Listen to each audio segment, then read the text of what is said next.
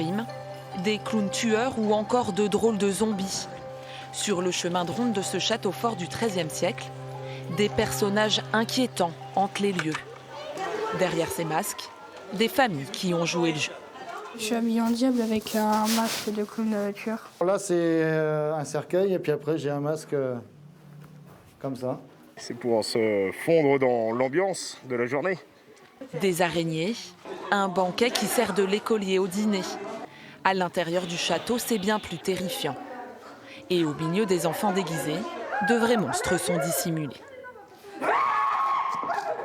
Moi, mon rôle, c'est essentiellement de faire peur aux visiteurs, donc en me cachant dans les recoins du château, comme ils ne savent pas qu'il y a des trous partout, voilà. Et je leur saute dessus, en essayant de ne pas faire trop peur aux enfants quand même, parce qu'après on a des drames. Des gens, ils nous font sursauter.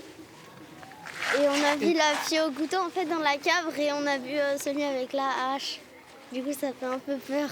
Depuis le début des vacances, 300 personnes par jour suivent dans ce château un parcours jalonné d'énigmes. L'animation spéciale Halloween est à retrouver jusqu'au 7 novembre à Saint-Jean-d'Angles.